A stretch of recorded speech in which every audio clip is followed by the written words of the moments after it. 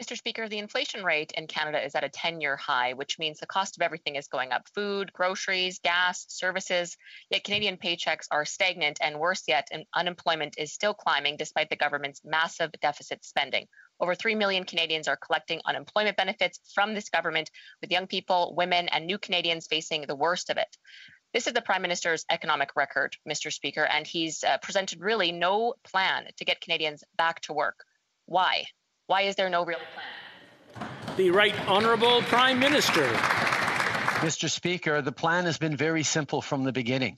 Have Canadians' backs as much as it takes, as long as it takes to get through this pandemic. And that's exactly what we've done, despite not only the non-support from the Conservatives, which we will see, unfortunately, yet again this afternoon when they vote against extending the supports to Canadians through this summer and into the fall, but also as they completely misunderstand that it is through supporting Canadians, supporting small businesses with government investments that we actually come back stronger and faster.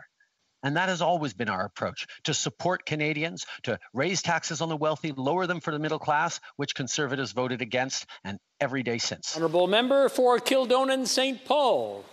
Mr. Speaker, the Prime Minister's own budget promised to create 1 million jobs by the end of this month. How's that going? Has he followed through on that commitment? No.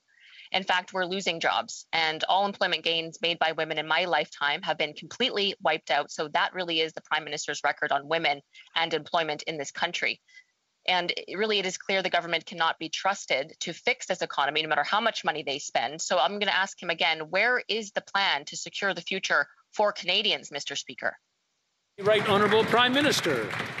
Mr. Speaker, the plan was in Budget 2021, which was a plan to create jobs, grow the middle class, and ensure long-term growth, including by extending supports to Canadians through the summer into the fall. Unfortunately, the Conservatives will be voting against extending those benefits. That's their vision of a strong recovery. But in terms of job numbers, let's look at the stats. As of May, 81% of COVID-19 job losses were recovered, compared to 66% in the U.S. As of May, 2.4 million jobs of the 3 million jobs lost at the peak of the pandemic have now been recouped. We have more to do, Mr. Speaker, more people to help, and we will do just that despite the Conservatives' blockage. Honourable Member for Kildonan St. Paul. Mr. Speaker, the Prime Minister still has failed on his commitment to create 1 million jobs by this month, and it's important that he remember that. And really, after a year of absolute devastation of our economy, our personal freedoms, and of course the health of Canadians, Canadians are falling further and further behind.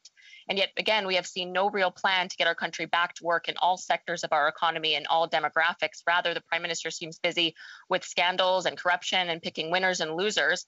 Again, I'll say he has no real plan to secure the future of Canadians, and Canadians deserve to know this. So why is it that the Prime Minister is bungling our economy and the recovery of it so badly and leaving so mmany Canadians behind? The Right Honourable Prime Minister.